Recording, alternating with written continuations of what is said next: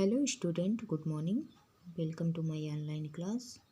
Student, अभी हम लोग संधि के एक्सरसाइज राइट कर रहे थे। आज हम उसके आगे की एक्सरसाइज समझते हुए राइट करते हैं। आपका फर्स्ट शब्द है हरीश। हरीश हरीश क्या क्या करना है? संधि विच्छेद करना है, तोड़ना है ना। हरीश शब्द को उचित शब्द से क्या करना है? विच्छेद कर देना है। हरीश, हरि प्लस ईश, हरि प्लस ईश। आप कहोगे कैसे हरि प्लस ईश हो गया? क्योंकि यह दीर्घ स्वर संधि है। दीर्घ स्वर संधि, दीर्घ मीन्स बड़ा। तो यहाँ पर देख रहे हैं र पर छोटी की मात्रा आई है। र पर क्या आई है? छोटी की मात्रा। उसके बाद दूसरे शब्द के आरंभ में क्या आया? बड़ी की मात्रा। छोटी ई और बड़ी। कहते हैं कि अ के बाद अ आए तो आ हो जाता है, ई के बाद ई आए तो बड़ी ई हो जाता है ना। तो यहाँ सूत्र के अनुसार ई के बाद ई आया है। तो यहाँ पर जब हम शब्द संधि करें देंगे, जोड़ देंगे, संधि में जोड़ना होता है। जब दोनों को जोड़ेंगे तो रा पर बड़ी की मात्रा लगा देंगे, हो जाएगा हरीश। अब देखते हैं परमेश्वर। परमेश्वर ये है परम प्लस ईश्वर। परम प्लस ईश्वर। बोलोगे मैम ये कैसे ए बन गया? क्योंकि यह गुण स्वर संधि है। गुण स्वर संधि का रूल होता है कि अ के बाद ई आए। अ के बाद ई आए तो अ ई मिलने पर क्या हो जाता है? ए हो जाता है। माँ पर एक मात्रा लग गया है ना, तो माँ में अ लगा है। अ छिपा होता है ना व्यंजन में, तो माँ में अ प्लस ई हो गया। क्या? अ प्लस ई करने पर ए बन गया। तो परमेश्वर, माँ पर क्या लग गया? ए हो गया। तो जब हम इस दोनों को जोड़ देंगे, संधि कर देंगे, तो राइट क्या करेंगे?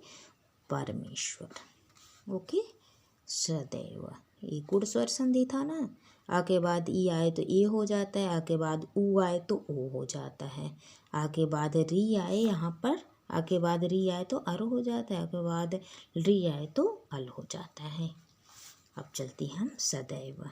सदैव, अब बोलोगे मैम कौन सा संधि है? तो ये स्वर संधि का वृद्धि स्वर संधि है और इसका रूल होता है अ या आ के बाद ए आए। ए आए तो यहाँ पर क्या शब्द के अंत में क्या आए? अ या आ आए। उसके बाद दूसरे शब्द के आरंभ में क्या आए? ए आए या ए आए, तो वहाँ पर ए हो जाता है। द पर ए की मात्रा लगा है ना, तो बस इसका यही रूल है। आ के बाद ए या ए आए तो ए हो जाता है। ए ना होकर यहाँ पर चाहे दोनों आता, चाहे ए आए या ए आए, लेकिन जब हम इसको संधि करेंगे तो आ और ए को हटा देंगे और यहाँ पर ए की मात्रा लगा देंगे। द पर किसकी मात्रा लगा देंगे? ए की मात्रा, जो कि यहाँ पर देख रहे हैं लगा है। सदैव, अगर हमको संधि विच्छेद करना है तो जब हमको रूल पता होगा तभी तो हम करेंगे। सदा प्लस एव। राजर्षि। राजर्षि अभी हम बताए कि क्या है? गुण स्वर संधि है। गुण स्वर संधि का रूल है कि अ के बाद क्या आए?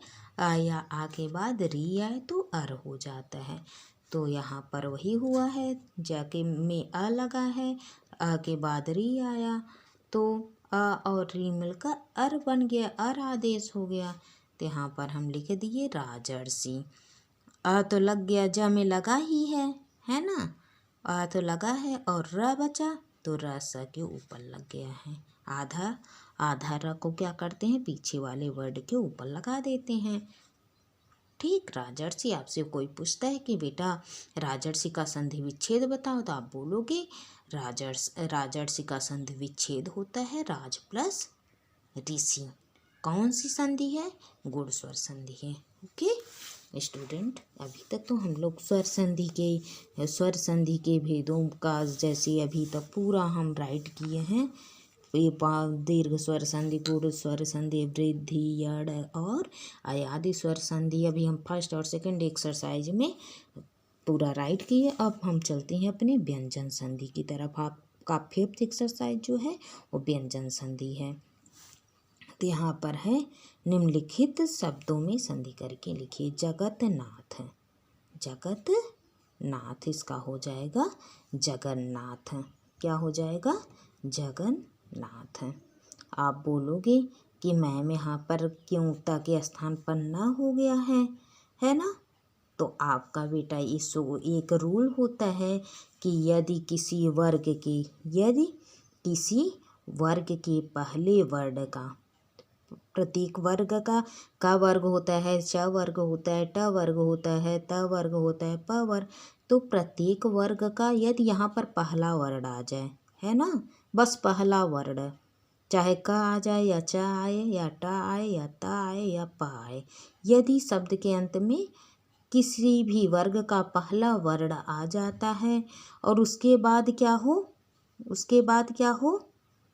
न या मा हो, न या माँ हो, तो वहाँ पर क्या हो जाता है, इसी वर्ग का पंचम वर्ड राइट कर देते हैं। जो वर्ड पहले वर्ग का पहला वर्ड आया रहता है ना, तो उसका हम पांचवा वर्ड राइट कर देते हैं। तो यहाँ त वर्ग का पांचवा वर्ड होता है तथा दधा न होता है ना, यहाँ हलंत है, त आधा है, तो यहाँ पर आधा न हम राइट कर देंगे, जो कि यहाँ राइट किए हैं। जगत प्लस नाथ, जगन्नाथ।